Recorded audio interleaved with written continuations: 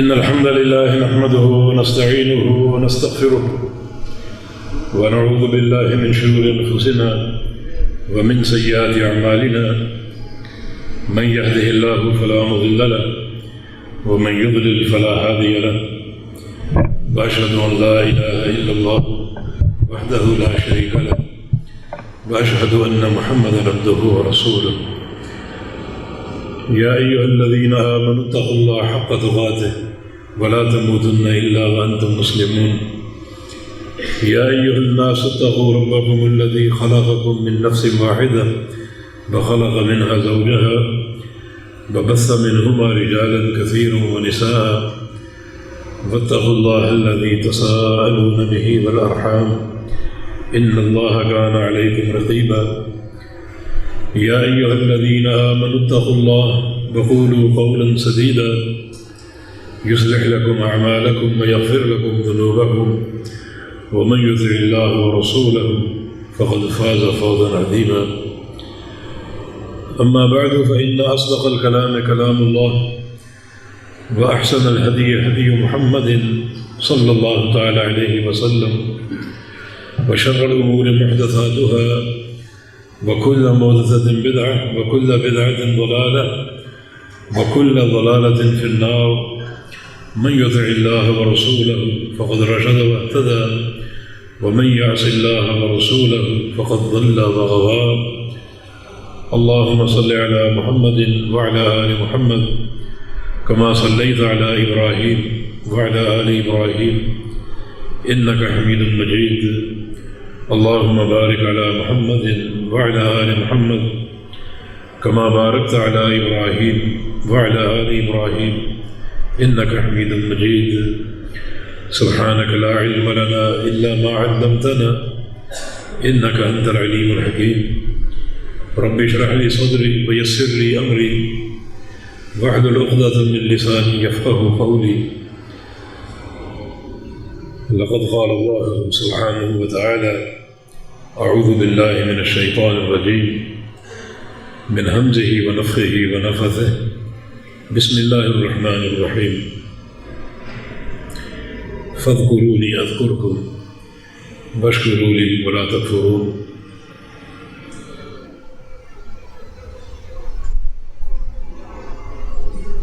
اللہ رب العزت کا بہت ہی احسان اور اس کی عظیم نعمت کہ تھوڑے ہی عرصے میں دوبارہ آپ کی زیارت حاصل ہو گئی۔ میں سمجھتا ہوں کہ پروگرام میں یہ نقطہ سب سے اہم ہوتا ہے کہ اللہ کی رضا کے لیے بہت سے دوستوں سے ملاقات ہو جاتی ہے اور ان کی زیارت ہو جاتی ہے۔ اس میں روح رواں ہمارے محترم بھائی ابو محمد حافظ اللہ اور ہمارے ایک اور بھائی جو ریاض سے پہلے دن سے میرے ساتھ ہیں عمران سعید حافظ اللہ، میں ان دونوں کا شکر گزار ہوں اور مزید توفیق کی دعا کرتا ہوں کہ ان کی وجہ سے بعد نعمت اللہ آپ سے ملاقات ہوئی اور آپ سب کی زیارت ہوئی اور ان خوبصورت چہروں کا دیدار ہوا۔ یہ بڑی نعمت اس لیے ہے کہ ایک حدیث قدسی میں نبی علیہ السلام کا ارشاد ہے کہ اللہ فرماتا ہے وجبت محبتی للمتحابین فی وجبت محبتی للمتزاورین فی وجبت محبتی للمتجالسین فی۔ اللہ فرما رہا ہے کہ میری محبت ان بندوں کے لیے واجب ہو جاتی ہے جو میری خاطر محبتیں کرتے ہیں، اور ان بندوں کے لیے بھی واجب ہو جاتی ہے جو میری خاطر ایک دوسرے کی زیارت کرتے ہیں، اور ان بندوں کے لیے میری محبت واجب ہو جاتی ہے جو میری خاطر آپس میں مل بیٹھتے ہیں۔ اللہ تعالیٰ یہ مل بیٹھنا قبول فرما لے اور جس دن نیکیوں کا قحط ہوگا اللہ پاک کی نیکی ہماری بخشش اور اپنی رضا کا باعث بنا دے۔ کل ہم مدینہ منورہ سے آ رہے تھے، راستے میں ایک چھوٹی سی تختی پر نظر پڑی، اس پر یہ آیت کریمہ، یہ 2 جملے لکھے ہوئے تھے، فاذکرونی اذکرکم، جس میں اللہ پاک فرما رہا ہے کہ تم مجھے یاد کرو میں تمہیں یاد کروں گا، تم میرا ذکر کرو میں تمہارا ذکر کروں۔ ہم بھلا اس بات کے لائق ہیں کہ اللہ ہمارا ذکر کرے؟ ہم کو جہاں چلے جائیں وہاں اچھے نہیں لگتے، اللہ کا گھر ہو یا مسجد نبوی ہو، بیت اللہ ہو، قطعاً ہر جگہ اپنے آپ کو انفٹ محسوس کرتے ہیں، اچھے نہیں لگتے۔ لیکن خالق کائنات کا یہ فرمان کہ تم مجھے یاد کرو میں تمہیں یاد کروں، تو اسی پر میں غور کرتا رہا، چند باتیں اسی حوالے سے آپ کے سامنے آج رکھوں گا۔ اللہ تعالیٰ مجھے اور آپ کو اپنا ذکر کرنے کی توفیق دے، اللہ تعالیٰ ہمیں اپنے ذاکرین بندوں میں شامل فرما لے، ہمارا شمار جب کل قیامت قائم ہو تو غافلین میں نہ ہو، ذاکرین میں ہو۔ فاذکرونی اذکرکم بظاہر 2 لفظ ہیں، مگر حقیقت میں 2 مکمل جملے ہیں۔ فاذکرونی اس میں فعل بھی ہے، فاعل بھی ہے اور مفعول بھی ہے۔ فاذکروا فعل ہے، اس فعل میں ایک ضمیر پوشیدہ انتم جو کہ فاعل ہے اور نی مفعول۔ اذکرکم میں بھی یہ تینوں چیزیں موجود ہیں، اذکر فعل ہے اور اس میں متکلم کی ضمیر پوشیدہ ہے انا جو کہ فاعل ہے اور کم مفعول ہے۔ تو بظاہر یہ 2 الفاظ پورے 2 جملے ہیں۔ پہلا جملہ اللہ تعالیٰ کا امر ہے اور دوسرا جملہ اللہ تعالیٰ کا وعدہ ہے۔ امر یہ ہے کہ میرے بندو تم میرا ذکر کرو، مجھے یاد کرو، اور وعدہ یہ ہے کہ میں تمہیں یاد کروں، میں تمہارا ذکر کروں۔ ان اللہ لا یخلف المیعاد، اللہ اپنے وعدے کا خلاف نہیں کرتا۔ فمن اصدق من اللہ حدیثا، اللہ سے بڑھ کر سچی بات کون کر سکتا ہے؟ فمن اصدق من اللہ قیلا، اس سے بڑھ کر سچی بات کرنے والا کون ہے؟ تو یہ اس کا وعدہ ہے کہ تم میرا ذکر کرو، مجھے یاد کرو، میں تمہیں یاد کروں گا، تمہارا ذکر کروں گا۔ اور نبی علیہ السلام کی ایک حدیث اس آیت کریمہ کی پوری تفسیر کر رہی ہے کہ اس کے یاد کرنے کا طریقہ کیا ہے اور اس کے یاد کرنے کا اسلوب کیا ہے۔ چنانچہ حدیث قدسی ہے وہ بھی، نبی علیہ السلام کا ارشاد ہے کہ اللہ فرماتا ہے اذا ذکرنی عبدی فی نفسہ ذکرتہ فی نفسی واذا ذکرنی فی ملأ ذکرتہ فی ملأ خیر من ملئہ۔ میرا بندہ جب مجھے اکیلا یاد کرتا ہے، اپنے نفس میں میرا ذکر کرتا ہے، تو ذکرتہ فی نفسی، میں بھی اسے اکیلا یاد کرتا ہوں، میں بھی اس کا ذکر اپنے نفس میں کرتا ہوں۔ وَإِذَا ذَكَرَنِي فِي مَلَئٍ، اور میرا بندہ اگر جماعت میں بیٹھ کر مجھے یاد کرے تو ذَكَرْتُهُ فِي مَلَئٍ خَيْرٍ مِّن مَلَئِهِ، تو میں بھی اپنے بندے کو یاد کروں گا ایک ایسی جماعت میں بیٹھ کر جو اس کی جماعت سے بہتر ہے، وہ فرشتوں کی جماعت۔ میرا بندہ لوگوں کے بیچ میں بیٹھ کے مجھے یاد کرے گا، میں فرشتوں کے درمیان اس کو یاد کروں۔ یہ اس کے ذکر کا اسلوب ہے۔ ہاں ایک یہاں نقطہ وضاحت طلب ہے کہ جماعت میں یاد کرنے کا معنی کیا ہے، کیونکہ بہت سے لوگ ذکر کی محفلیں سجاتے ہیں، یہ نہیں، ذکر کے حلقے قائم ہوتے ہیں، یہ جماعت نہیں۔ اعلان ہوتا ہے کہ فلاں مقام پر ذکر کی مجلس ہوگی، یہ بدعت ہے، جائز نہیں۔ نبی علیہ السلام کے دور میں ایسا ہرگز نہیں ہوا۔ تو یہ جماعت کا ذکر نہیں ہے، ذکر کی محفل، ذکر کی مجلس، ذکر کا حلقہ اور عجیب و غریب طریقے سے ذکر کرنا، یہ ثابت نہیں۔ پھر جماعت میں بیٹھ کر یاد کرنے کا معنی کیا ہے؟ جماعت میں اللہ تعالیٰ کو یاد کرنا یہ دن میں 5 بار آپ کو حاصل ہو سکتا ہے۔ اذان ہو جائے، مسجد میں آ جاؤ، آپ بھی آ گئے، زید بھی آ گیا، بکر بھی آ گیا، سنتیں پڑھی، اب جو 5-10 منٹ بچے ہیں اس میں آپ ذکر کر رہے ہیں، سب ذکر کر رہے ہیں، یہ جماعت کا ذکر، لوگوں کے بیچ میں بیٹھ کر اپنا اپنا ذکر۔ باقی اجتماعی ذکر اور اکٹھا ایک ہی آواز میں ایک ذکر، سب کہو سبحان اللہ، سب کہو الحمدللہ، یہ نبی علیہ السلام کی سیرت طیبہ سے ثابت نہیں۔ اور پھر جب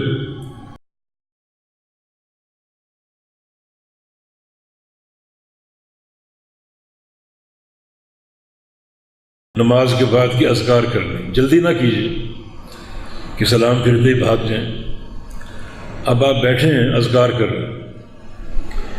صحیح بخاری میں نبی علیہ السلام کی حدیث ہے کہ ان للہ ملائکۃ سیارہ، اللہ کے کچھ فرشتے ہیں جن کی ڈیوٹی یہ ہے کہ وہ زمین پر چلتے پھرتے ہیں، زمین میں گھومتے ہیں، یتتبعون مجالس الذکر، اور ذکر کی مجالس کو تلاش کرتے ہیں۔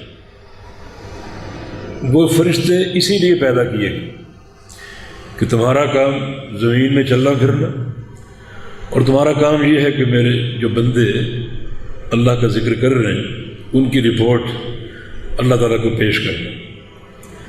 حالانکہ اللہ جانتا ہے بندے کیا کر رہے ہیں، مگر یہ محبت کا ایک عجیب انداز ہے، اللہ تعالیٰ فرشتوں سے سننا چاہتا ہے کہ میرے بندے کیا کر رہے ہیں۔ چنانچہ فرشتے ایسی ہی مجلس سے اللہ تعالیٰ کی طرف جاتے ہیں، ایسی مجلس میں شریک ہو کر اللہ تعالیٰ سے جا کر اس مجلس کا احوال بیان کرتے ہیں۔ اللہ تعالیٰ پوچھتا ہے کیف ترکتم عبادی، تم نے میرے بندوں کو کس حال میں چھوڑا؟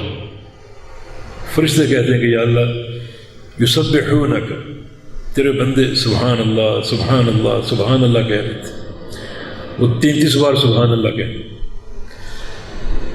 نماز کے بعد۔ اچھا اور کیا کر رہے تھے؟ یحمدونک، الحمدللہ الحمدللہ کہہ رہے تھے، یحللون کے الفاظ میں لا الہ الا اللہ لا الہ الا اللہ، یکبرونک اور تکبیر اللہ اکبر اللہ اکبر اللہ اکبر، بندے یہ ذکر کر رہے تھے۔ اللہ تعالیٰ فرماتا ہے کہ اچھا اور بتاؤ بندے کیا کر رہے تھے؟ فرشتے کہتے ہیں کہ یسألونک عن الجنہ، یا اللہ جنت کا سوال کر رہے تھے کہ ہمیں جنت عطا فرما دیں، جنت الفردوس عطا فرما دیں۔ اللہ تعالیٰ پوچھتا ہے کہ حل رأوا جنتی، یہ میرے بندے جو مجھ سے جنت کا سوال کر رہے ہیں کیا انہوں نے میری جنت کو دیکھا ہوا؟ اتنی طلب اور شدت کے شوق سے جنت کا سوال کر رہے ہیں، کیا انہوں نے جنت دیکھی ہے؟ فرشتوں کا جواب کہ لا، یا اللہ جنت انہوں نے نہیں دیکھی۔ اللہ تعالیٰ فرماتا ہے کہ کیف لو رأوہا، جنت دیکھی نہیں اور اتنی طلب اور شدت کا شوق ان پر سوار ہے، اگر جنت دیکھ لیں تو پھر ان کی طلب کیسی ہوگی؟ پھر یہ کس طرح سوال کریں گے؟ کیا ان کا الحاح ہوگا اور کیا ان کا شوق اور جستجو ہوگی؟ اچھا میرے فرشتوں اور بتاؤ میرے بندے کیا کر رہے تھے؟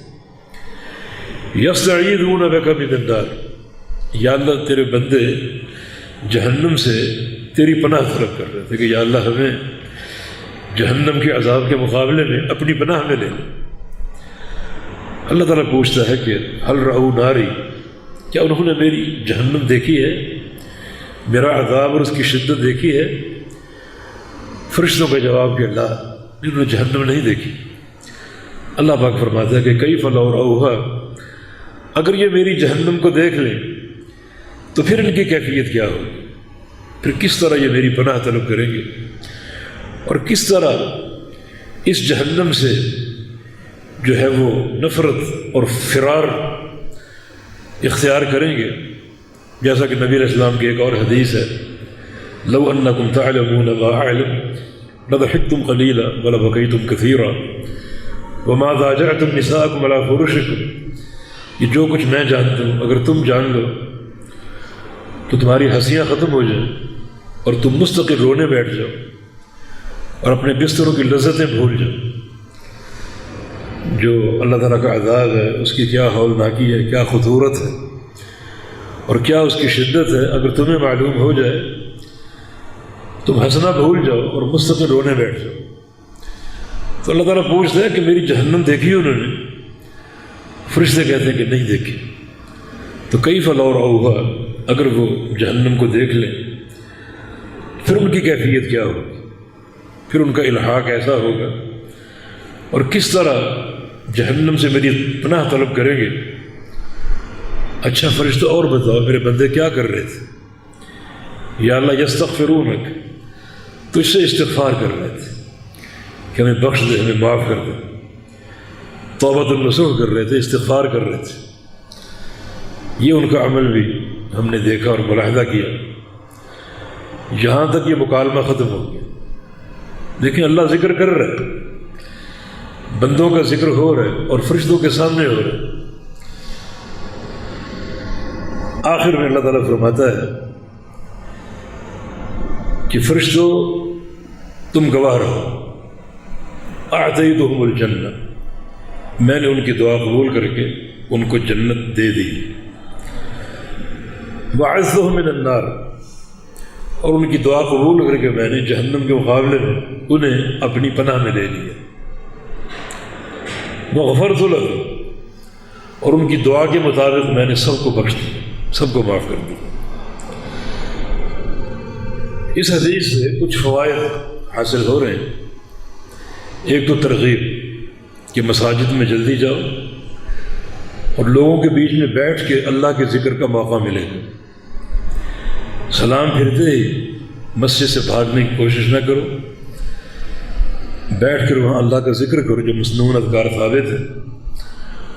فرشتے آپ کی رپورٹ روزانہ 5 مرتبہ اللہ کے سامنے پیش کریں گے اور یہ وعدے سارے حاصل ہوں گے۔ فاذکرونی اذکرکم، تو مجھے یاد کرو میں تمہیں یاد کروں۔ میرا بندہ اگر مجھے تنہائی میں یاد کرے گا میں اپنے بندے کو تنہائی میں یاد کروں۔ میرا بندہ اگر ایک مجلس میں بیٹھ کے یاد کرے گا میں اسے مجلس میں یاد کروں گا، اور میری مجلس میرے بندے کی مجلس سے کہیں بہتر ہوگی۔ وہ ملائکہ کی مجلس ہوگی، فرشتوں کی مجلس ہوگی۔ اور پھر اپنا اپنا بیٹھ کے ذکر کرو، جو اذکار ہیں سبحان اللہ، الحمدللہ، اللہ اکبر، اور ساتھ ساتھ یہ جنت کی طلب۔ الترغیب و ترہیب امام منذری رحمہ اللہ کی، اس میں ایک اور حدیث ہے، شیخ البانی نے اس کو صحیح کہا ہے کہ ایک بندہ کی مجلس میں بیٹھ کر 3 دفعہ کہہ دے اللہم انی اسألک الجنہ، کہ یا اللہ میں تجھ سے جنت کا سوال کرتا ہوں، 3 دفعہ کہہ دے تو جنت بول اٹھتی ہے کہ یا اللہ یہ بندہ تجھ سے جنت کا سوال کر رہے، اس کو جنت عطا فرما دے۔ جنت سفارش کرتی، اللہ اس کی سفارش قبول کر لیتے۔ اور بندہ اگر کسی مجلس میں 3 دفعہ اللہ تعالیٰ سے جہنم کی پناہ طلب کر لے، جہنم سے، جہنم کے عذاب سے اللہ تعالیٰ کی پناہ طلب کر لے، تو جہنم بول اٹھتی کہ یا اللہ اس بندے کو مجھ سے پناہ دے دے، اپنی پناہ میں لے لے۔ تو یہ موقع دن میں آپ کو بار بار مل رہا ہے، یہ مجالس ذکر بار بار منعقد ہوتی ہیں، اور یہی حدیث کی مراد ہے۔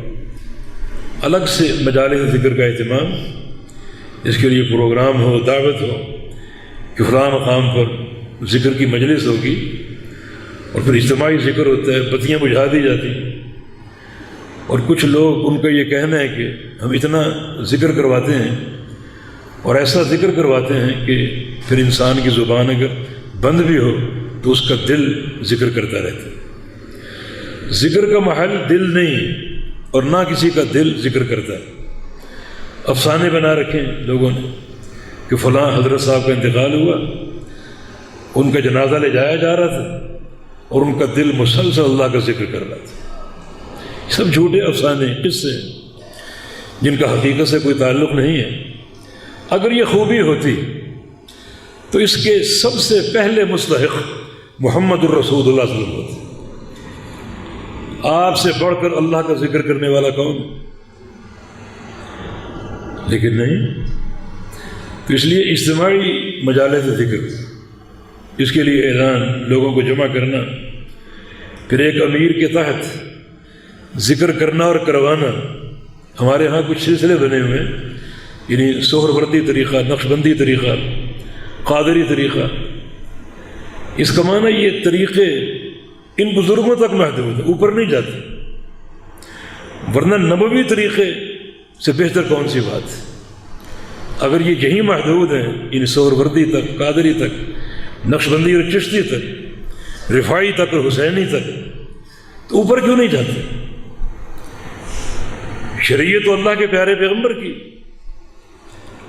اس لیے اجتماعی ذکر سے مراد، ذکر کے حلقے سے مراد، یہ دن میں 5 بار آپ نماز پڑھتے ہیں، یہ نماز با جماعت اجتماعی ذکر کی ایک شکل۔ جماعت قائم ہونے سے پہلے نمازی بیٹھے ہیں نماز کے انتظار میں، اللہ کا ذکر کر رہے ہیں، وہ اجتماعی ذکر، اپنا اپنا ذکر۔ اور سلام کرنے کے بعد جو مسنون اذکار ہیں وہ کرتے ہیں، وہ بھی مجلس کا ذکر، اور ان کی رپورٹ باقاعدہ اللہ تعالیٰ کے سامنے رکھی جاتی ہے۔ اور پھر یہ اللہ رب العزت دن میں اپنے فرشتوں کے سامنے 5 بار یہ وعدہ کرتا ہے کہ میں نے اپنے بندوں کو جنت کا داخلہ دے دیا، جہنم سے بچا لیا، اپنی پناہ میں لے لیا، اور ان کے گناہوں کو معاف کر دیا۔ فاذکرونی اذکرکم، تم مجھے یاد کرو، میرا ذکر کرو، میں تمہارا ذکر کروں گا۔ یہ اس کا وعدہ ہے، اور اللہ اپنے وعدے کا خلاف نہیں کرتا۔ ایک اور حدیث ذہن میں آئی تھی، اور یہ سلسلہ احادیث صحیحہ میں یہ حدیث آپ کو ملے گی۔ اس میں ایک اعرابی کا ذکر، جس کی عمر کافی بڑی تھی، اور وہ نبی علیہ السلام کے پاس آیا اور آ کر کہا کہ میرا حافظہ جواب دے چکا، قرآن پاک یاد کرنا میرے لیے مشکل ہے، مجھے کوئی ذکر دے دیجیے میں وہ کروں، اور وہ میرے لیے قرآن کا بدل بن جائے، قرآن کا عوض بن جائے، وہ اتنا عظیم الشان ذکر۔ اور نبی علیہ السلام نے جو ذکر دیا اسے، اس کے بارے میں ایک اور حدیث ہے، وَهُنَّ مِنَ الْقُرْآنِ، وہ 4 کلمات جو ذکر کے ہیں وہ قرآن ہی میں سے ہیں، وہ قرآن میں سے ہیں، یعنی قرآن کا بدل ہے، وہ قرآن ہی میں سے۔ چنانچہ اس اعرابی نے یہ سوال کیا، درخواست کی، آپ صلی اللہ علیہ وسلم نے اسے 4 کلمات دیے ذکر کے۔ یہ حدیث مختلف الفاظ سے مروی ہے، جو الفاظ میں بیان کرنا چاہتا ہوں اس کے بارے میں شیخ البانی رحمہ اللہ فرماتے ہیں کہ کچھ لوگ اس کے ضعف کے قائل تھے، اور میری یہ خواہش تھی کہ یہ حدیث صحیح ثابت ہو جائے، کیونکہ بڑی عظیم الشان حدیث ہے، بڑی عظیم الشان۔ چنانچہ میں اس کی تحقیق میں لگا رہا، ایک راوی اس میں مجہول ثابت ہو رہا تھا، جس کا نام تھا حسن بن ثواب البغدادی، اس کا ترجمہ نہیں مل رہا تھا، اور بالآخر جب میں نے کتب کا ایک تصفح کیا، تتبع کیا، تو اس کا ترجمہ تاریخ بغداد میں مل گیا، اس کے حالات تاریخ بغداد میں مل گئے۔ اس میں ایک عظیم محدث کا قول میرے سامنے آیا کہ یہ جو وہ محدث دارقطنی، امام دارقطنی رحمہ اللہ، یہ جو حسن بن ثواب راوی ہے، بغدادی ثقہ، یہ بغدادی ہے اور ثقہ ہے۔ شیخ فرماتے ہیں کہ جب میں نے یہ توثیق دیکھی اس راوی کی، اسی وقت میں سجدہ شکر میں گر گیا، کتاب ایک طرف رکھ کے میں نے سجدہ شکر ادا کیا. یہ حدیث صحیح ثابت ہو گئی، اس کا یہ راوی حسن بن ثواب، اس کی ثقافت ثابت ہو گئی، اور یہ حدیث ہر قسم کے ضعف سے نکل گئی. اب وہ عظیم الشان حدیث کیا ہے؟ اس اعرابی کو رسول اللہ صلی اللہ علیہ وسلم نے، جس نے یہ سوال کیا تھا کہ مجھے کچھ ذکر کا کلمات بتا دیجئے جو قرآن کا بدل ہوں اور بڑے مختصر کلمات ہوں جنہیں میں یاد رکھ سکوں، تو رسول اللہ صلی اللہ علیہ وسلم نے فرمایا کہ ہاں، سبحان اللہ والحمد للہ ولا الہ الا اللہ واللہ اکبر، یہ 4 کلمات یہ پڑھا کرو. آگے سنیے، آپ نے ارشاد فرمایا کہ اذا قلت سبحان اللہ، اگر تم سبحان اللہ کہو گے آسمان سے آواز آئے گی صدقت، میرے بندے تو سچا ہے، تو نے سچ کہہ دیا، تو سچا ہے. اللہ تعالیٰ فرمائے بندے نے سبحان اللہ کہا، اللہ فرمائے گا صدقت، سچا ہے تو. الحمدللہ، بندے نے الحمدللہ کہا، اللہ نے فرمایا صدقت، سچا ہے تو. ولا الہ الا اللہ، اللہ فرماتا صدقت، سچا ہے تو. واللہ اکبر، اللہ فرماتا صدقت، سچا ہے تو، سچ کہا تو نے. یہ ذکر بھی فاذکرونی اذکرکم، اور یہ ایک مکالمہ اللہ اور بندے کے مابین، اس ذکر کے توسط سے وہ عربی بڑا خوش ہوا. اتنا عظیم الشان ذکر، اتنے بہترین کلمات، وہ ان کو گنتا رہا تاکہ مجھے یاد ہو جائیں، شمار کرتا رہا تاکہ یاد ہو جائیں. پھر بول پڑا ھذا لربی فما لی، یا رسول اللہ صلی اللہ علیہ وسلم جو آپ نے 4 کلمات مجھے دیے یہ تو میرے رب کے لیے، اللہ کے لیے، ان میں اللہ کا ذکر ہے، اللہ کی تسبیح، اس کی تحمید، اس کی تحلیل، اس کی تکبیر. میرے لیے کیا ہے؟ مجھے کیا ملے گا؟ فرمایا کہ تم بھی لے لو. 3 باتیں آپ نے ارشاد فرمائی. قل اللہم اغفر لی وارحمنی واہدنی، ترجمہ، اے اللہ مجھے معاف کر دو، اے اللہ مجھ پہ رحم فرما، اے اللہ مجھے ہدایت دے دے. وہ دہراتا رہا، شمار کرتا رہا. پھر اللہ کے پیغمبر نے فرمایا جب تو کہے گا اللہم اغفر لی، اے اللہ مجھے بخش دے، اللہ فرمائے گا قد فعلت، بخش دیا. اللہم ارحمنی، مجھ پہ رحم فرما، اللہ فرمائے گا قد فعلت، رحم فرما دیا. واہدنی، مجھے ہدایت دے دے، اللہ فرمائے گا قد فعلت، ہدایت دے دی. یہ عظیم الشان حدیث اللہ کا ذکر ہے، اور اسی حدیث کا مصداق، اسی آیت کا مصداق فاذکرونی اذکرکم،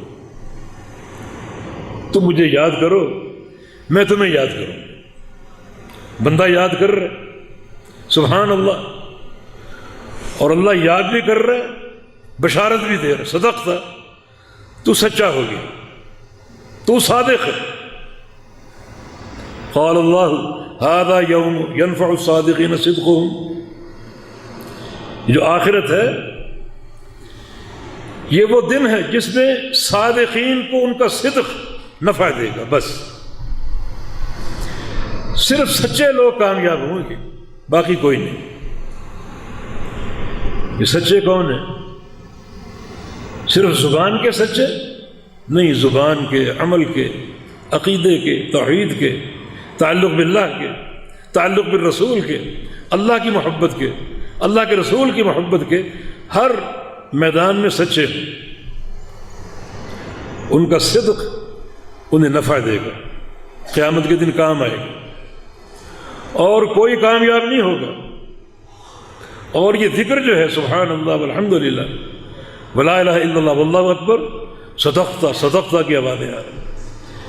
میرے بندے تو سچا ہو گیا، تو صادق ہے۔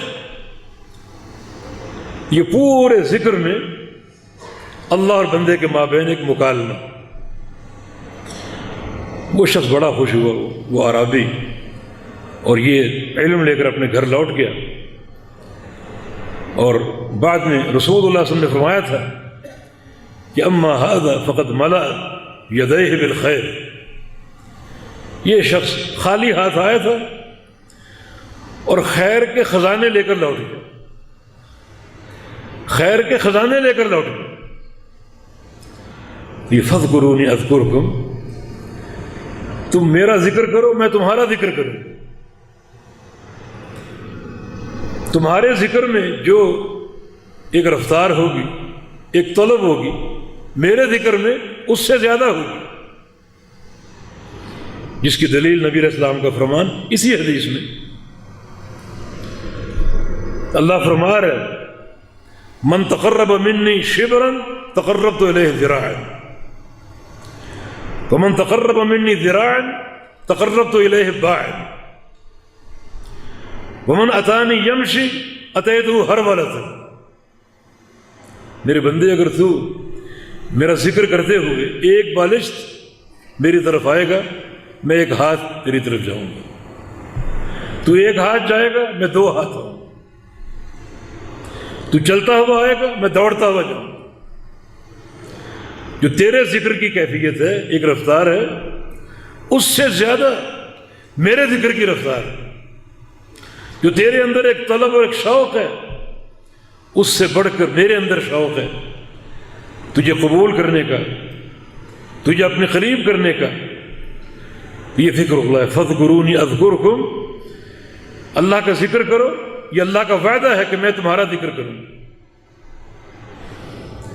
اب یہاں دو تین باتیں ہیں، کیونکہ یہ حدیث بندہ ذکر کر رہا ہے اور اللہ صدقتا صدقتا فرما رہا ہے کہ تو سچا ہے سچا ہے سچا ہے، اور یہ سچائی کی شہادت اللہ کی طرف سے ہے۔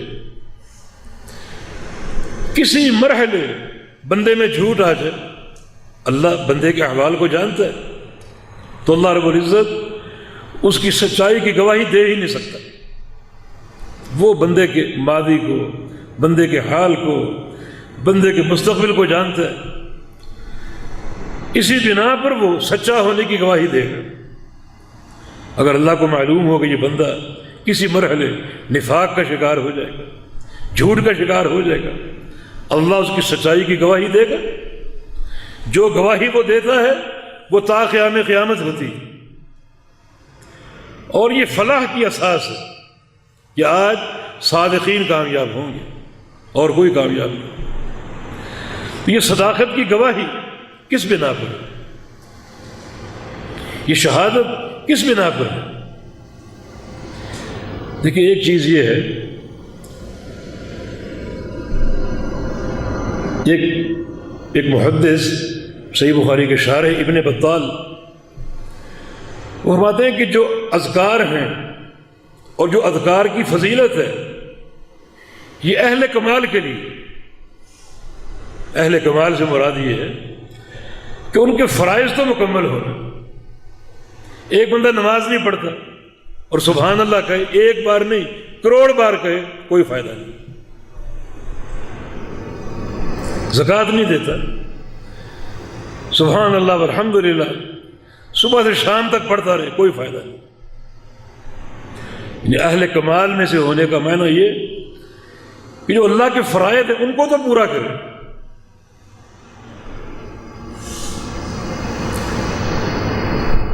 تب یہ ثواب مرتب ہوگا۔ اہل کمال میں سے جو اللہ کے فرائض ہیں ان کو پورا کرنے والا ہو، ایک صحیح فہم کے ساتھ۔ آج خطبہ جمعہ میں شیخ نے بڑی قیمتی باتیں کی۔ انہوں نے فرمایا تھا کہ عبادت کرنے والی چار قسم کے، کچھ تو وہ لوگ جو عبادت کا انکار کرتے ہیں، عبادت کرتے ہی نہیں، یہ مستکبرین ہیں،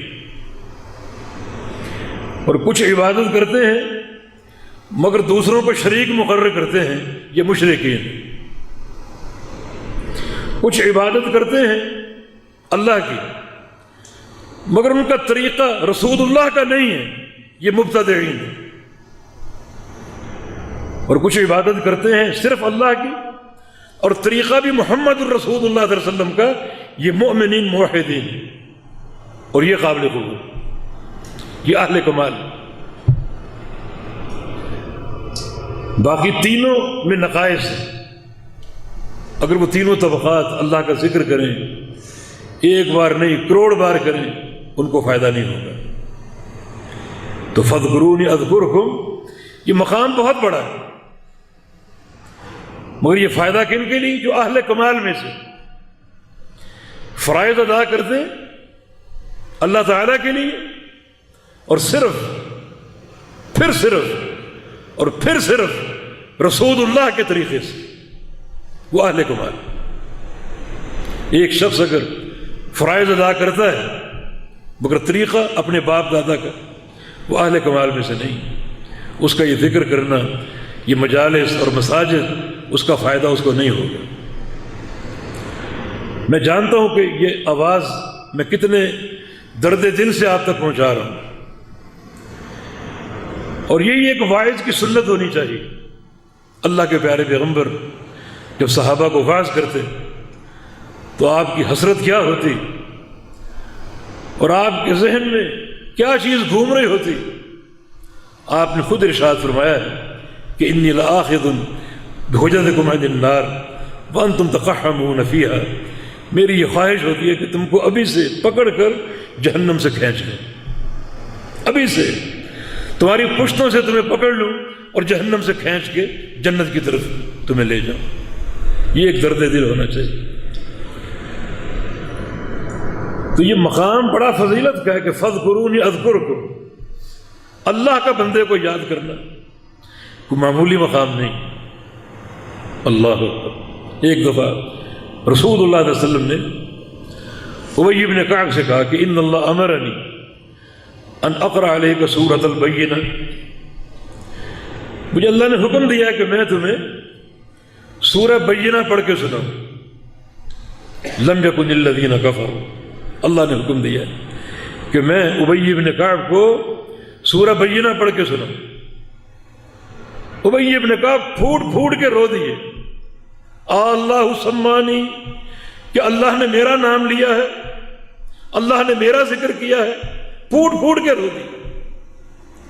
تو واقعی یہ ایک عظیمت کا مقام، اللہ کا بندے کو یاد کرنا ایک عظیمت کا مقام۔ مگر بندہ اس کے لیے کیا بنے؟ وہ سوچنے کی باتیں، اذکار کے تعلق سے اللہ تعالیٰ بندے کو یاد کرے گا، ہر بندے کو نہیں۔ جو اہل کمال سے، جس کی عبادات مکمل ہو، فرائض سمجھتا ہو، ادا کرتا ہو، ان فرائض میں اخلاص ہو اور طریقہ مصطفیٰ علیہ السلام کی مطابقت ہو۔ نمبر 1۔ نمبر 2، اللہ تعالیٰ یہ کیوں فرمایا کہ صدقت، میرے بندے تو سچا ہے، اس پر غور کر لیں۔ اللہ تعالیٰ کیوں فرمائے گا کہ تو سچا ہے؟ اللہ تعالیٰ ہر بندے کے ظاہر و باطن کو جانتا ہے، اس کا سچا ہونے کی گواہی دینا بڑی اس میں معنویت ہے، اس پر اللہ کے لیے غور کرو۔ ایک بندہ اگر سبحان اللہ کہے، اس کا معنی کیا ہے؟ اللہ پاک ہے، ہر عیب سے پاک، ہر نقص سے پاک۔ مگر وہ بندہ کسی شرک میں ملوث ہو تو اللہ کہے گا تو سچا ہے؟ اللہ اس کی صداقت کی گواہی دے گا، اس کے سچا ہونے کی گواہی دے گا؟ نہیں۔ زبان پہ سبحان اللہ ہے اور دل میں بت خانہ، یہ بندہ صادق نہیں ہو سکتا. صادق وہ بندہ ہے جس کی زبان، دل اور عمل یکساں ہے. زبان پہ سبحان اللہ ہو، دل میں کسی اور کے مشکل کشا ہونے کا عقیدہ ہو، اور عمل یہ ہو کہ غیر اللہ کو پکار، قبروں والوں کو پکار. یہ سچا ہو سکتا ہے؟ صدقت اللہ فرما سکتا ہے؟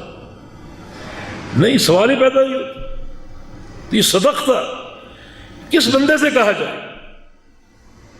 ایک تو اہل کمال میں سے فرائض کی تکمیل کرنے والا ہو، اور دوسرا جو کہہ رہے سبحان اللہ الحمدللہ اس کا اس کو فہم ہو، اس کے مطابق اس کا عقیدہ ہو، اور اسی کے مطابق اس کا عمل ہو. یہ صدقت ہے. یہ گواہی قیامت تک قائم رہے گی، اور جب قیامت کا دن ہوگا صادقین کا صدق ان کے کام آئے گا، نفع دے گا، اور وہ جنتی قرار پائیں گے. اللہ تعالیٰ کی گواہی مستقل ہوتی، اور گواہی اس بندے کے حال اور مستقبل دونوں پر قائم ہوتی. ایک بندہ زمانہ حال میں شرک کرنے والا ہو، وہ صدقہ کا مستحق کیسے ہو سکتا ہے؟ اور ایک بندے کے بارے میں علم ہو، کسی دور میں جا کر مبتلا شرک ہوگا، اللہ اس کے سچا ہونے کی گواہی کیسے دے سکتا ہے؟ اسے کہتے ہیں منہج. مستقلاً اس منہج حق کو اختیار کریں. سبحان اللہ کا معنی اللہ پاک ہے، ہر شریک سے پاک، ہر عیب سے پاک.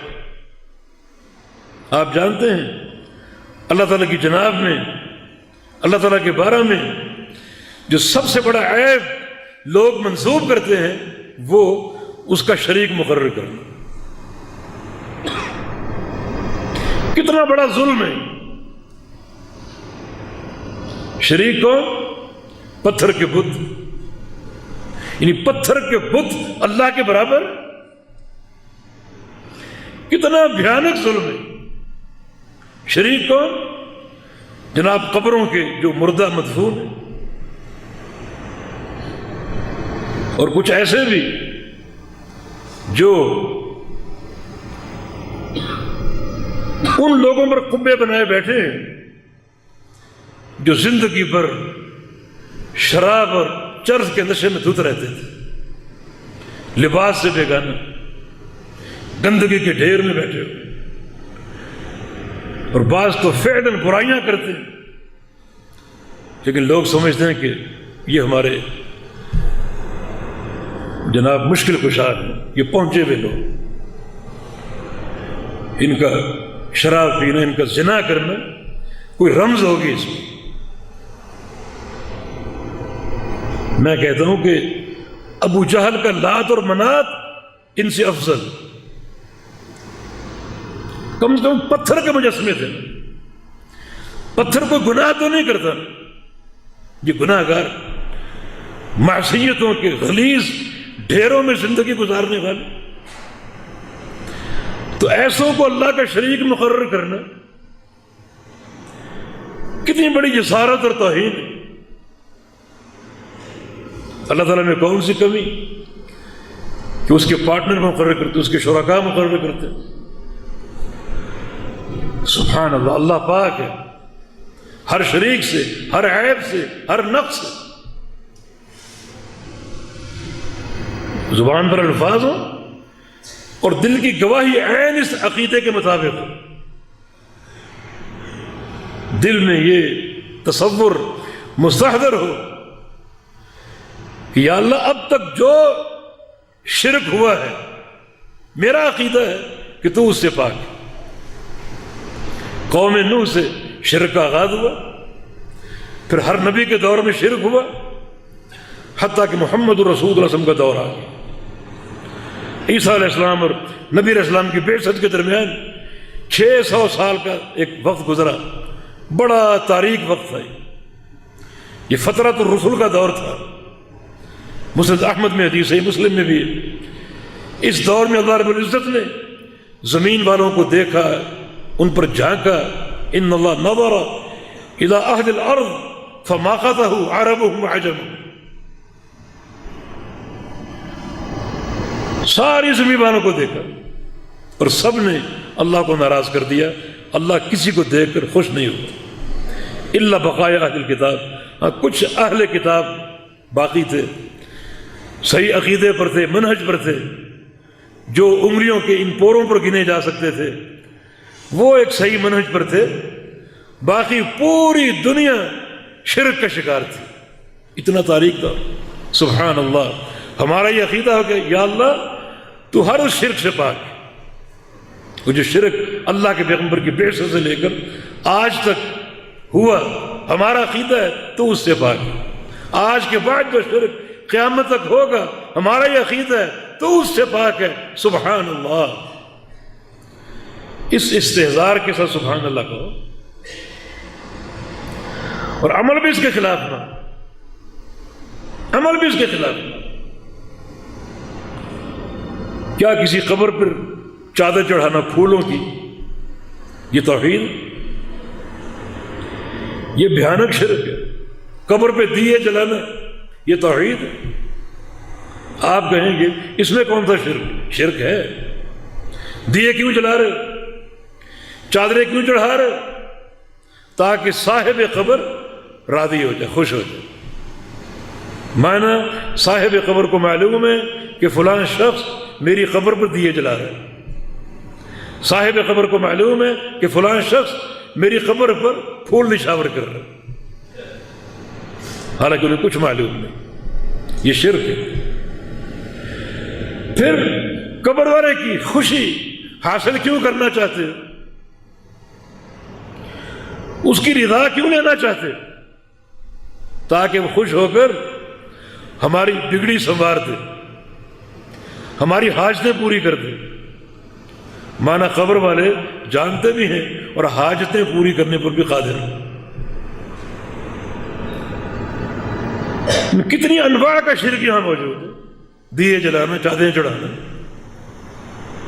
اب یہ بندہ اگر سبحان اللہ کہے گا تو قابل قبول ہوگا؟ صدقتہ کی آواز آئے گی؟ نہیں، کذبتا، تو جھوٹا ہے۔ تیری زبان پر کلمات ضرور ہیں، تیرا کردار، تیرا عقیدہ اس کی مکمل تردید کر رہے۔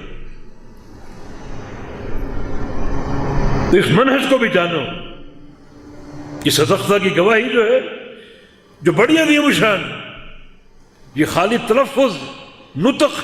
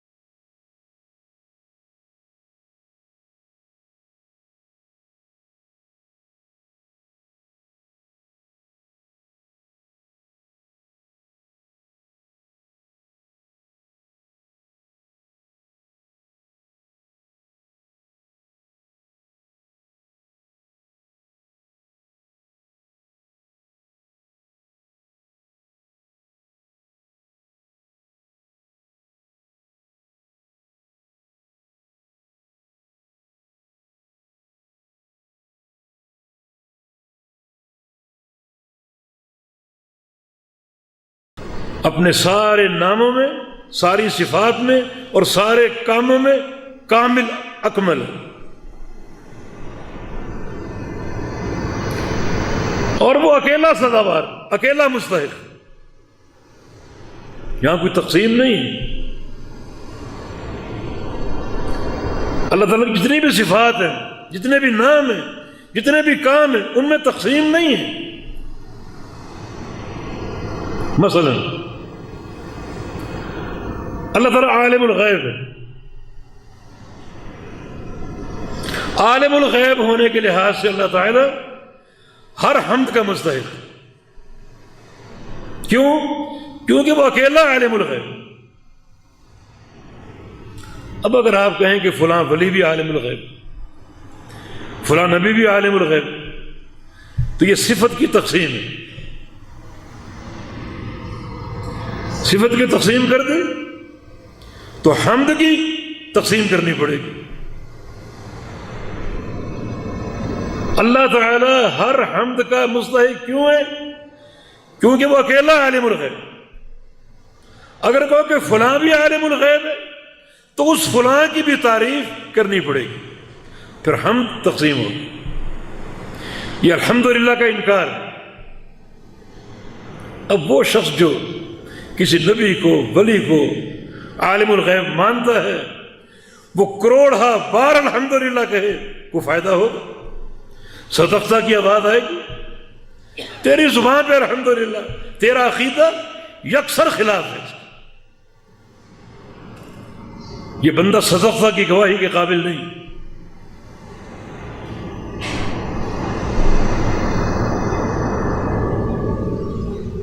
اللہ تعالیٰ کی صفات اور اس کے ناموں کی معرفت حاصل کرو۔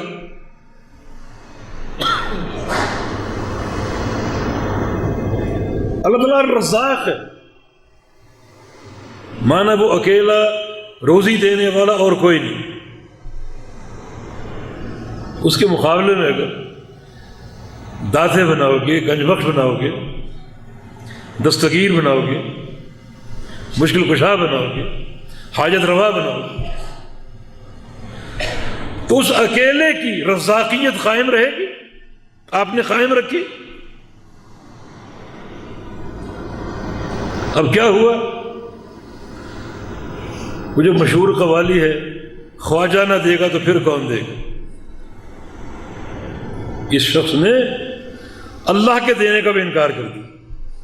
شرک تو یہ ہے نا کہ خواجہ بھی دیتا، اللہ بھی دیتا، یہ شرک ہے۔ اور یہ کیا کہہ رہا ہے؟ خواجہ نہ دے گا تو پھر کون دے گا؟ مانا اور کوئی دینے والا نہیں، اللہ کا انکار۔ ایسے بدبخت انسان کو صدقتہ کی گواہی حاصل ہو سکتی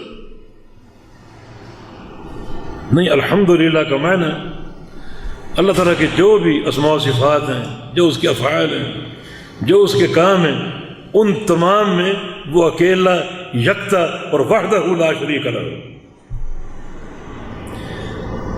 تاکہ حمد اس کے لیے خاص ہو جائے۔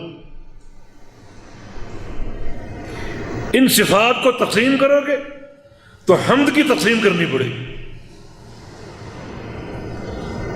تو الحمدللہ یہ اس کی اساس، اس کا فہم حاصل کرو، اس سوال کا جواب معلوم کرو، اس پر قائم ہو جاؤ کہ ایک اللہ ہر قسم کی حمد کا مستحق کیوں؟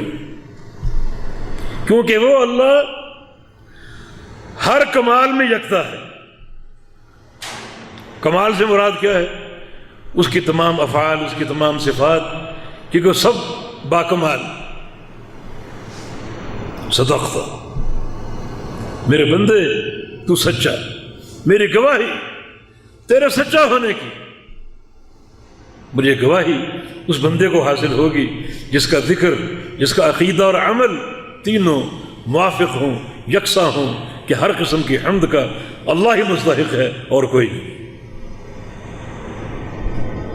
لا الہ الا اللہ، بندے نے کہا، اللہ فرما رہا ہے صدقتہ، تو سچا۔ یہ گواہی کب ملے گی؟ اس کا معنی تو جان لو۔ یہ کلمہ اعظم الشہادہ ہے۔ کائنات میں جتنی گواہیاں ہو سکتی ہیں سب سے بڑی گواہی اللہ کی توحید کی گواہی، اور اس کا معنی معلوم ہی نہ ہو، یہ بندہ صدقہ کا مستحق ہو سکتا ہے کہ تو سچا ہے؟ نہیں، اس کا فہم تو حاصل کرو، اس سے کیا مراد، اس کا کیا معنی؟ لا الہ الا اللہ، کوئی معبود نہیں سوائے اللہ تعالیٰ کی، اللہ تعالیٰ ہی معبود حق ہے، باقی معبود ہیں، بنائے گئے ہیں، مگر سارے جھوٹے، سارے باطل، اللہ تعالیٰ ہی معبود حق ہے۔ اس کا معنی جب رسول اللہ صلی اللہ علیہ وسلم نے کوہ صفا پر کھڑے ہو کر قولوا لا الہ الا اللہ کہا تھا، قولوا لا الہ الا اللہ، تو کفار قریش اس کلمے کو سمجھ گئے تھے، اس دعوت کو سمجھ گئے تھے، انہوں نے کہا تھا اجعل الآلہۃ الہا واحدا، یہ کیسی دعوت ہے کہ اس نے سارے معبودوں کا انکار کر کے صرف ایک معبود مقرر کیا، یہ سارے معبود کہاں جائیں گے؟ اس کی دعوت کا معنی یہ کہ سارے معبود باطل ہیں، صرف ایک معبود حق ہے، یہ کفار کا فہم تھا جو اس نے روز اول پا لیا، حاصل کر لیا، اور یہاں 70 80 سال گزر جاتے ہیں کلمے کا فہم نہیں۔ تو صدقہ کا مستحق ہے، تجھے اس اساس کا علم ہی نہیں، ادراک ہی نہیں، علم کیسے ہو؟ ایک سازش کے تحت لوگوں کو الجھایا جاتا ہے، یہ نہیں بتاتے کہ لا الہ الا اللہ کا معنی کیا ہے، زور اس بات پر ہے کہ یہ ذکر کیسے کرنا ہے، بتیاں بجھا دو،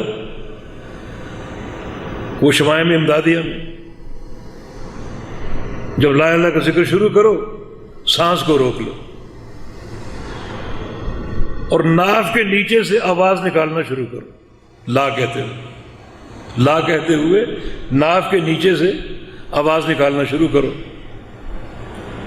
جب الہ کی باری آئے تو اس کلمے کو گلے میں روک لو، لمبا سانس، جب الا اللہ کی باری آئے تو دل پہ ضرب لگاؤ، الا اللہ، یہ طریقہ سکھایا جاتا ہے، بندے کی توجہ اس طریقے پر ہوتی ہے، معنی معلوم نہیں، اس کی ضرورت بھی نہیں، یہ تکلفات ثابت ہیں، پیارے پیغمبر نے صحابہ سے اس طریقے سے ذکر کروایا،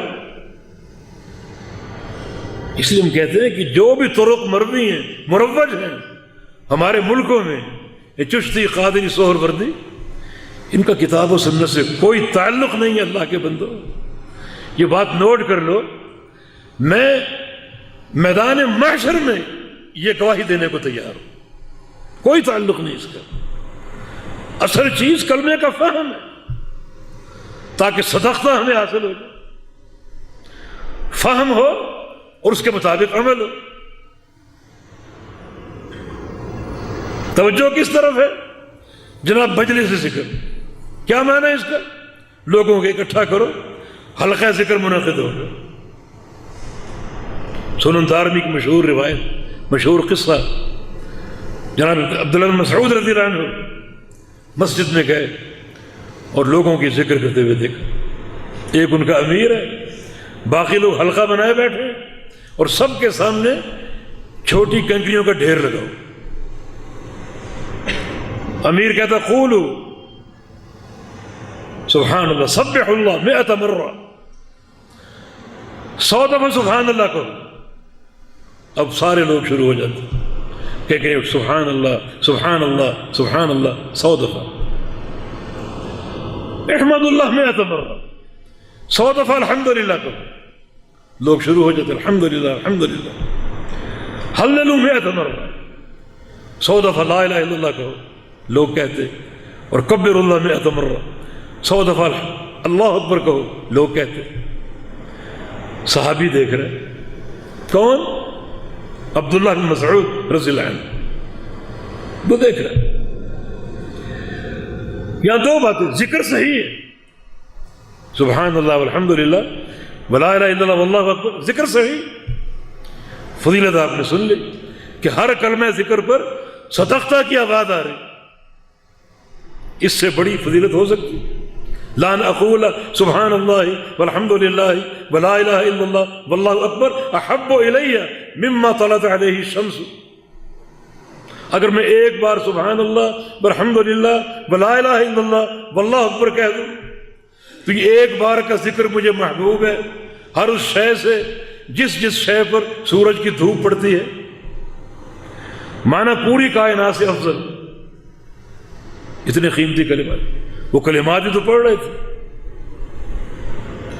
مگر صحابی رسول نے کیوں فرمایا لقد جئتم ببدعۃ ظلما، تم نے میرے پیارے پیغمبر کے دین پر ظلم کرتے ہوئے ایک بدعت کو جاری کیا؟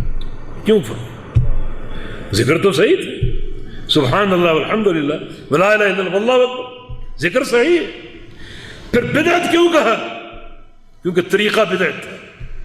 اس طریقے سے اللہ کے پیارے پیغمبر نے کبھی صحابہ کو جمع نہیں کیا، کبھی اجتماعی ذکر کی دعوت نہیں دی، طریقہ بدعت۔ بلکہ جناب ابن مسعود نے یہاں تک فرمایا کہ عدوا سیئاتکم فانا ضامن اللہ یضیع من حسناتکم شیء۔ اللہ کے بندو، جن کینکریوں پر تم یہ ذکر شمار کر رہے ہو ایک بدعی طریقے پر، اس سے بہتر ہے کہ جا کر 100 گناہ کر لو اور وہ آ کر گنو، گناہ شمار کر، وہ اس سے بہتر۔ کیوں؟ کیونکہ جو تمہارا طریقہ ہے چونکہ وہ بدعت ہے، اور بدعت جب آ جائے تو کوئی نیکی قابل قبول نہیں ہوتی۔ گناہ اگر کرو گے تو نیکیاں آپ کی باقی ہیں، نیکیاں ضائع نہیں ہوتی، نیکیاں باقی ہیں۔ بدعت کرو گے نیکیاں برباد ہو جائیں گی، گناہ کرو گے نیکیاں باقی ہیں۔ کل قیامت کا دن ہوگا، حسنات کا میزان قائم ہوگا، ایک پلڑے میں نیکیاں ایک پلڑے میں گناہ تولے جائیں گے، اور جیسا وزن ہوگا نتیجہ ہوگا، ویسا فیصلہ صادر ہو جائے گا۔ لیکن جہاں نیکیاں موجود ہی نہ ہوں، ساری برباد ہو جائیں، وہاں میزان میں کیا تولنے کے لیے پیش کرو؟ جا کے گناہ کرو۔ میں تمہیں شرم نہیں آتی؟ اللہ کے پیغمبر کا لباس موجود ہے، آپ کے جوتے موجود ہیں، آپ کی نشانیاں موجود ہیں، اور تم نے اتنی جلدی اس دین کو تبدیل کر دیا؟ یہ کھیل تماشا ہے کیا؟ لوگوں کا جواب سنو۔ کہا کہ عبداللہ ہمارے پیچھے کیوں پڑے ہو؟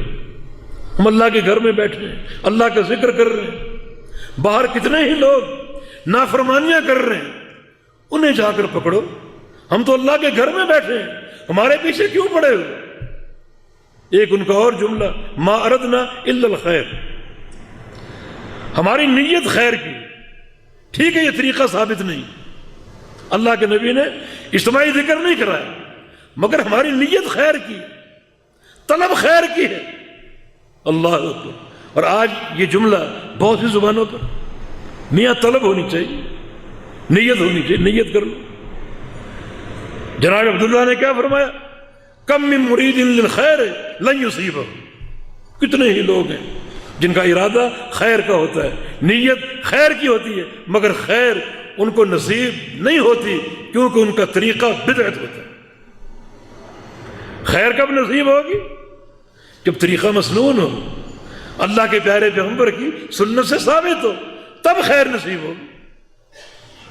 لوگ نہیں مانے، لوگوں نے صحابی رسول کی بات کو قبول نہیں کیا، نتیجہ اس حدیث کے ایک راوی ابو سلمہ، یہ تابعی ہے، صحابی کا بیٹا ہے عبد الرحمن عوف کا، اس نے کہا کہ جو لوگ اس حلقے میں موجود تھے، یہ اجتماعی ذکر کر رہے تھے، ایک وقت آیا ان میں سے میں نے اکثر کو دیکھا خارجی بن چکے تھے، خارجی بن چکے تھے،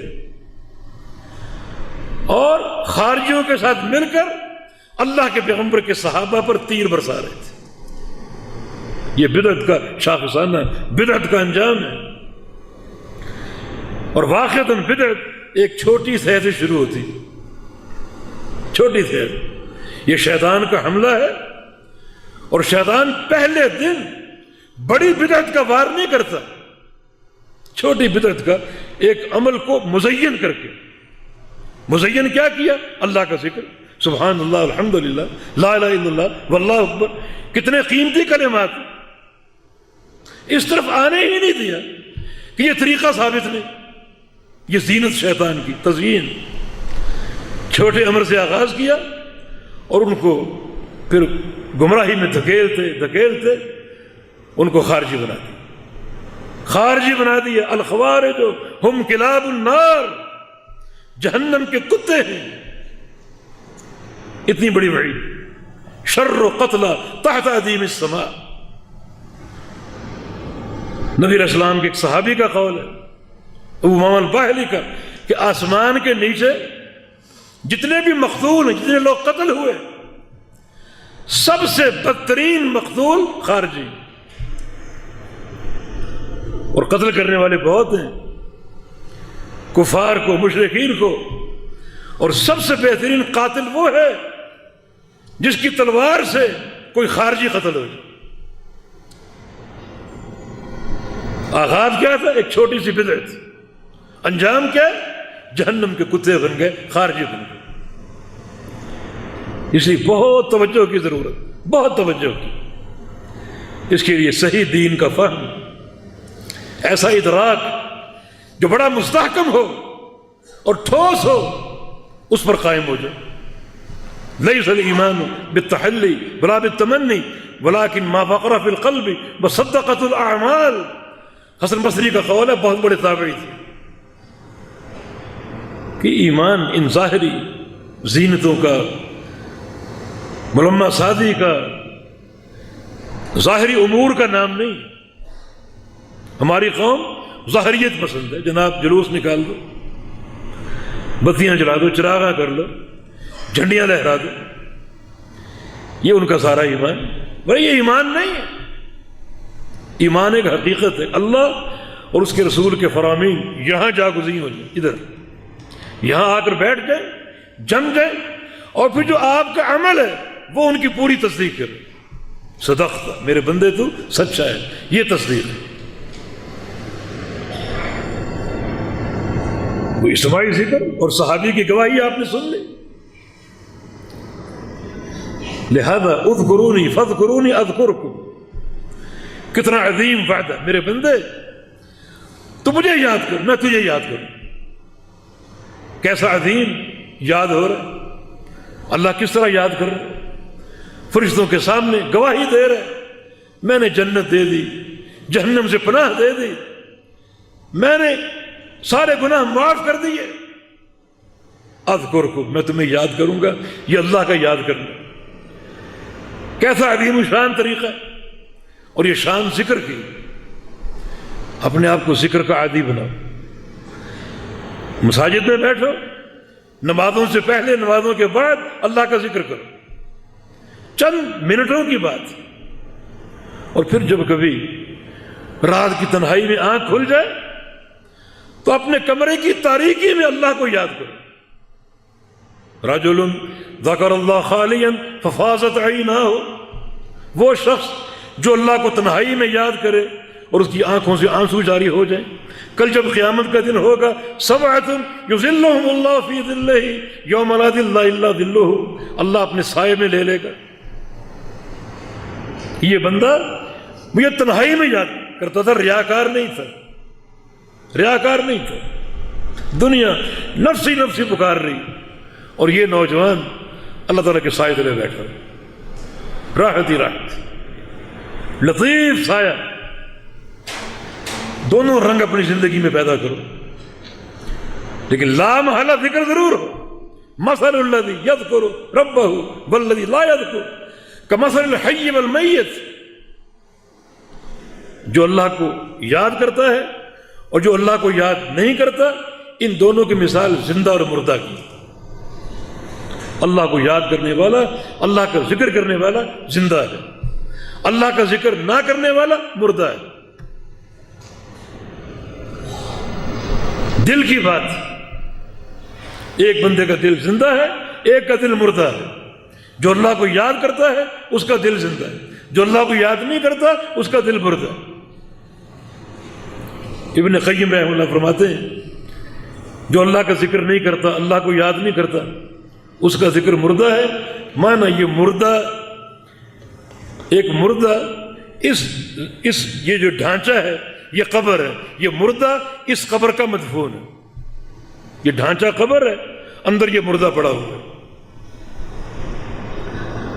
اور اللہ کو یاد کرنے والا اس کا دل زندہ ہے، اس کا دل زندہ ہے۔ ان العبد المؤمن لیمضی شیطانہ کما یمضی احدکم بعیرہ فی السفر۔ ایک مرد مومن اپنے شیطان کو تھکا دیتا ہے جیسے تم سفر میں اپنی سواری کو تھکا دیتے ہیں۔ اب مسلسل سفر کر رہے ہو، اونٹ پر، گھوڑے پر، تو گھوڑا کب تک چلے گا؟ بالآخر تھک ہار جائے گا، ماندہ ہو جائے گا، گر جائے گا۔ یہ بندہ مومن کے شیطان کی مثال۔ ابن قیم فرماتے ہیں یہ وہ بندہ مومن ہے جو کثرت سے اللہ کا ذکر کرتا ہے۔ ماتے ہیں کہ ذکر کا ہر کلمہ توحید ہے، ہر کلمہ توحید شیطان کی پشت پر کوڑے کی طرح برستا ہے۔ کثرت سے ذکر کرو گے شیطان کوڑے کھا کھا کر ماندہ تھک ہار کے گر جائے گا، وسوسے کے قابل نہیں رہے گا۔ تم طاقتور ہوگے، شیطان کمزور ہوگا، اور اگر ذکر نہ کر کے مردہ بن گئے شیطان طاقتور ہوگا اور تم پر حاوی ہوگا۔ شیطان اگر حاوی ہو گیا تو یاد رکھو یہ عدو مبین ہے، پرلے درجے کا دشمن۔ اللہ کا ذکر، فاذکرونی اذکرکم، میرے بندے مجھے یاد کر، میں تجھے یاد کروں۔ بہت بڑی فضیلت ہے۔ تو ان طرق کے ساتھ اللہ کا ذکر کرنا یہ ہماری ضرورت ہے، ہماری فلاح و نجاح کے لیے۔ اذکروا اللہ ذکرا کثیرا وسبحوہ بکرۃ واصیلا، اللہ کا ذکر کثیر کرو، صبح و شام اللہ کو یاد کرو، صبح و شام۔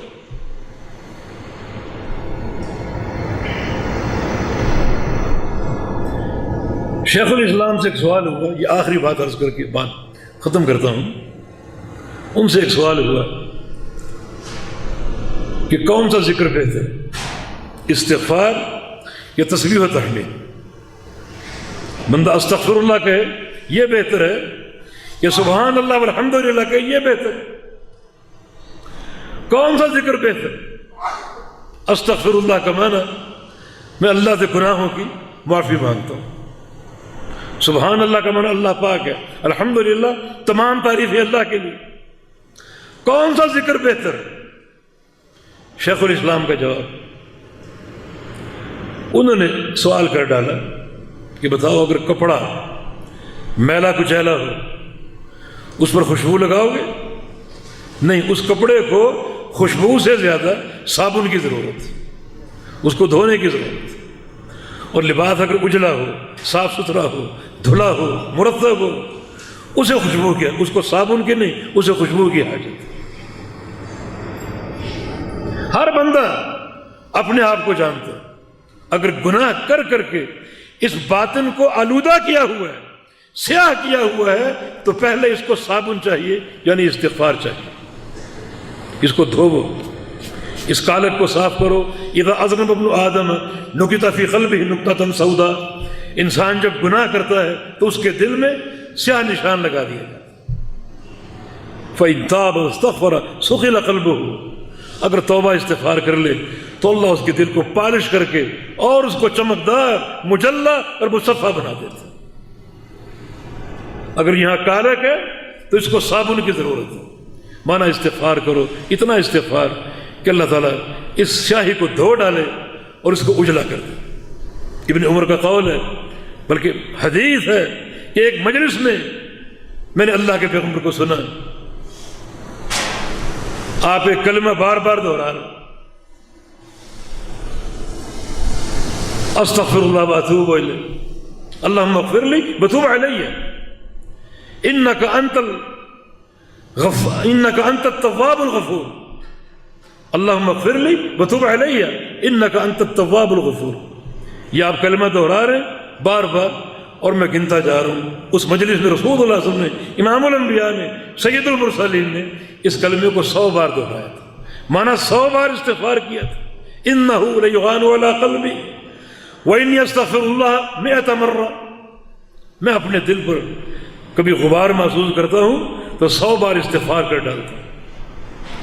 میں اگر یہاں کالک ہے تو اس کو صابن کی حاجت ہے، مانا صابن سے اس کو دھو اور صاف کرو، جب اجلا ہو جائے پھر سبحان اللہ والحمدللہ، یہ خوشبو اللہ کے اس معطر ذکر سے اس کو اور جو ہے وہ معطر کرو، اور یہ منور ہو، اور پھر اللہ کا ہر طرح کا ذکر ہو، کبھی استغفار ہو، کبھی تسبیح ہو، اور کبھی تحمید ہو۔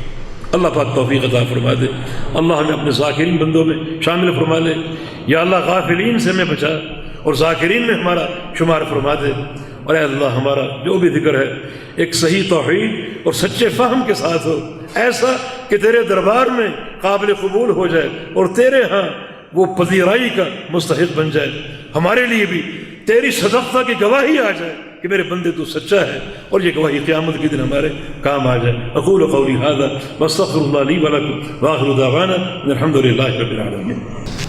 جزاکم اللہ خیرا۔